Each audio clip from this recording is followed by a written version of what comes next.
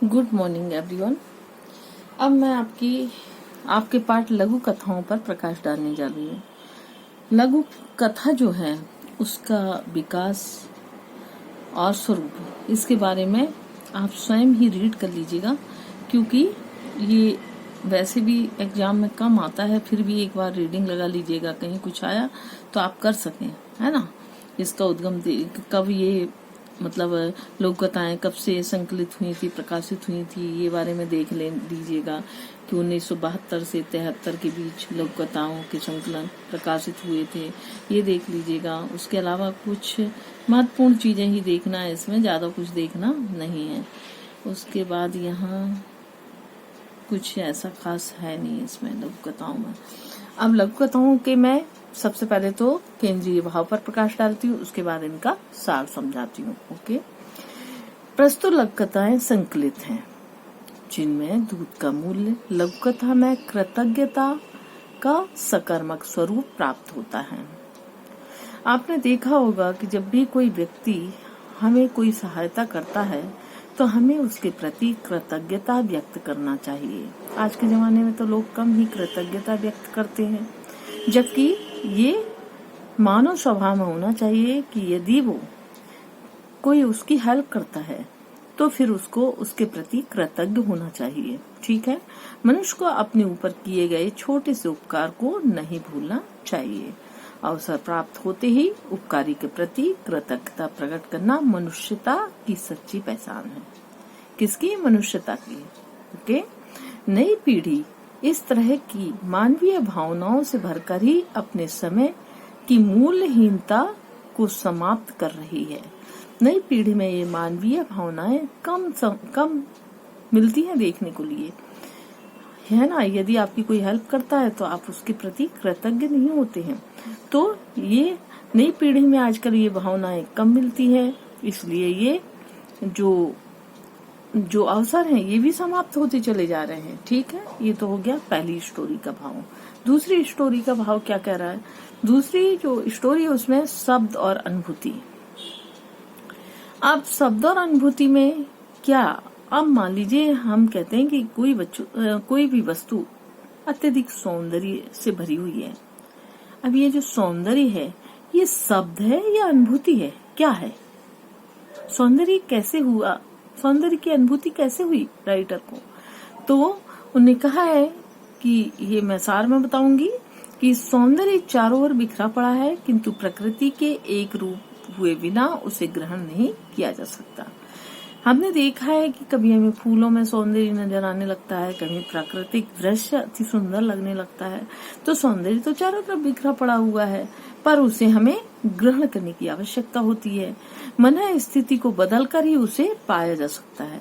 ग्रहण करने की क्षमता का विकास अनुभव के द्वारा ही होता है।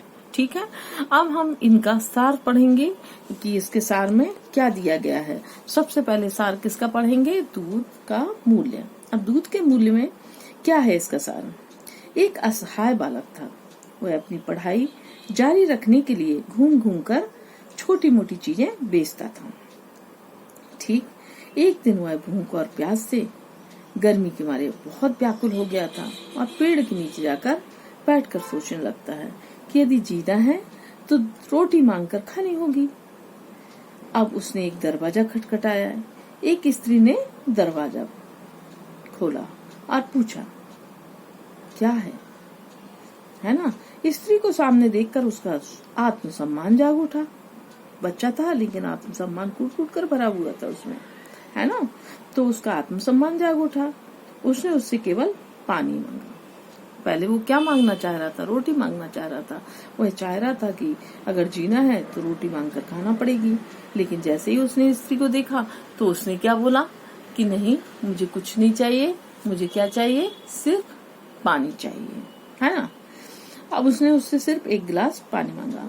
अब वो जो महिला थी उसने उसको देखा तो उसे आभास हो गया कि बच्चा जो है भूखा प्यासा है, तो इसलिए उसने एक गिलास पानी की जगह क्या दे दिया? एक गिलास दूध दे दिया। ठीक है, एक गिलास दूध दे दिया। अब दूध पीकर वह बोला, इस दूध का मूल्य आखिर में कैसे चुका पाऊंगा? ठीक है। उसको यह एहसास हुआ कि आखिर मैं इस दूध का मूल्य कैसे चुका पाऊंगा, आपने जो मुझे दूध दिया है उसका मूल्य मैं कैसे चुका पाऊंगा। ठीक है। उसके बाद क्या होता है कि बहुत वर्ष गुजर जाते हैं, बहुत समय हो जाता है ना, बहुत समय हो जाता है। उस मतलब ऐसा लगता है बच्चा भी, बालक जो था वो बड़ा हो जाता है ना। और जो महिला है वह बीमार पड़ जाती है और वो जो बालक है वह डॉक्टर बन जाता है पढ़ लिख कर, है ना।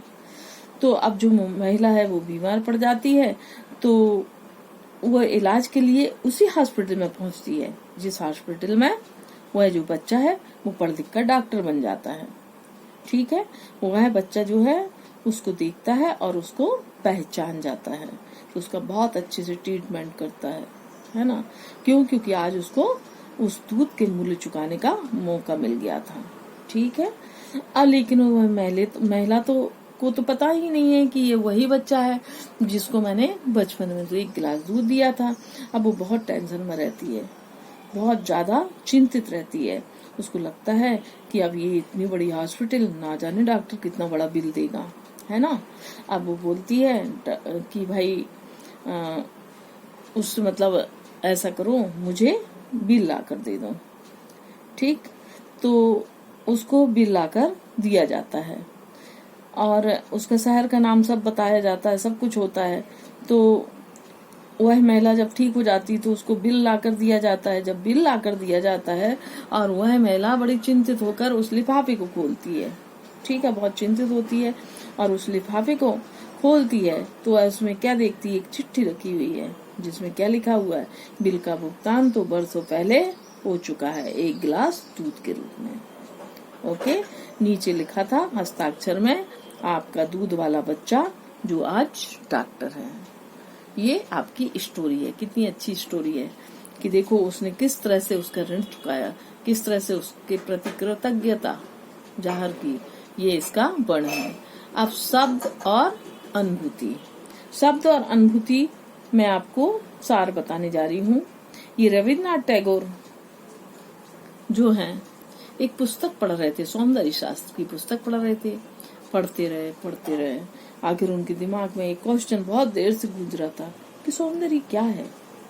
आधी रात बीत जाने के बाद वे समझ नहीं पा रहे थे, बार बार पढ़ रहे थे कि अरे सौंदर्य क्या है, इसका आंसर तो मिल ही नहीं रहा। ऊब कर उनने क्या कर दिया, मोमबत्ती को बुझा दिया। अब उनने जैसे ही मोमबत्ती बुझाई तो देखा सारा वातावरण प्रकाश में हो उठा। खिड़की से मतलब जो हर एक चीज है कमरे की वह चांद की रोशनी में एकदम प्रकाशित हो गई, एकदम मुखरित हो गया। वहां का वातावरण बहुत सुंदर दिखाई देने लगी हर वस्तु। तो उनके मन से एकदम से निकल पड़ा, आहा क्या सौंदर्य है। तब उन्हें समझा कि सौंदर्य पढ़ने से शब्द के द्वारा नहीं पता चलेगा। सौंदर्य अनुभूति की चीज है जो अनुभव किया जाता है ना। सारा वातावरण प्रकाश में हो गया था। तब उन्हें खिड़की के बाहर देखा। उन्हें लगा चांद जैसे कह रहा हो, मैं तो बहुत देर से तुम्हें याद कर रहा था लेकिन तुम तो ध्यान ही नहीं दे रहे थे, है ना। फिर आगे वो बाहर निकलते हैं, ठंडी ठंडी हवा का झोंका आता है, वहाँ उनका तन बदन चांदनी से नहा जाता है। तब रविन्द्रनाथ टैगोर को प्राकृतिक दृश्य को देखकर इतने ज्यादा अभिभूत हो जाते हैं कि उनके मुंह से अचानक निकलने लगता है, अचानक उनके मुंह से निकलता है कि आहा यही सौंदर्य है ना। वे कमरे से बाहर निकलते हैं, चांदनी की झील में नहा जाते हैं। ठीक है। उसके बाद चांदनी की झील में नहा जाते हैं। उनकी समझ में आया कि सौंदर्य तो सिर्फ अनुभव की चीज है, इसे मन स्थिति में बदल कर ही अनुभव किया जा सकता है। ये पढ़ने की या शब्द के द्वारा पता नहीं चल सकती, यह तो सिर्फ अनुभव की चीज है। ओके। ये आपका हो गया। ये बहुत सरल है। इसके जो क्वेश्चन आंसर है ये आपसे बन सकते हैं। क्यों बन सकते हैं? क्योंकि ये क्वेश्चन आंसर बिल्कुल सरल है और ये आपकी स्टोरी से है। फिर भी अगर नहीं बनेंगे तो फिर मैं हो सकता है आपको PDF दे दूं। अगर नहीं भी दे सकी तो आपको ये बनना चाहिए क्योंकि ये आपकी स्टोरी में ही है। ठीक है। ओके। क्वेश्चन आंसर पढ़ के बताने की भी जरूरत नहीं है, एक्सरसाइज एक बार मैं बता देती हूँ। ठीक, और एक्सरसाइज में आपको क्या करना है, ये जो एक्सरसाइज है इसमें आपको मैं इसके अर्थ बता देती हूँ, आप इसके वाक्य बना दीजिएगा। वैसे सिंपल वाक्य ही बनाने हैं, तो मैं वाक्य बना के बता देती हूँ। अंक, परीक्षा में मुझे कुल कितने, जितने भी आपको आए हों, 5 आए हों, 10 आए हों, 15 आए हों, वो अंक प्राप्त हुए। ओके। मूल्य, इस रेडियो का मूल्य कितना है। अब इसके दो बनाना है अंक। एक अंक का क्या हुआ कि परीक्षा में मुझे इतने अंक प्राप्त हुए, दूसरा इस नाटक में 5 अंक है। ओके। फिर मूल्य, इस रेडियो का कितना मूल्य है, और फिर सत्य बोलना आदर्श जीवन का मूल्य है। ठीक है। वर्ण, वर्ण 4 वर्ण होते थे, आपको पता होना चाहिए कि कौन कौन से 4 वर्ण होते थे। वो आपको क्षत्रिय है ना, और उसके अलावा वैष्णव, ये 4 वर्ण है। ब्राह्मण, और एक और वर्ण है, उसको भी ध्यान से आप देखिएगा। ठीक है। ये 4 वर्ण होते थे। ये 4 वर्ण को उन्होंने कहा है कि भारतीय सामाजिक व्यवस्था 4 वर्णों पर आधारित है। ठीक है। फिर आपका एक और वर्ण में, हिंदी में वर्ण 2 प्रकार के होते हैं। कौन कौन से होते हैं, हिंदी में 2 वर्ण होते हैं, स्वर और व्यंजन। ठीक है। उसके बाद रस, रस भारतीय काव्य रस 9 रस होते हैं, आपको मालूम होना चाहिए, 9 रस है ना।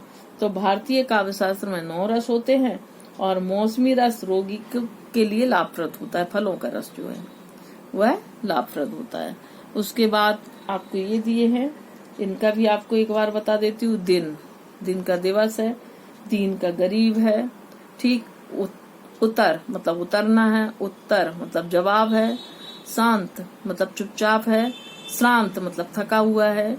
नींद मतलब निंद्रा है, और निंद मतलब निंदा है। ठीक। इनके आप वाक्य में प्रयोग खुद कर लीजिएगा। ये आपका लेसन हो गया है कंप्लीट। ओके।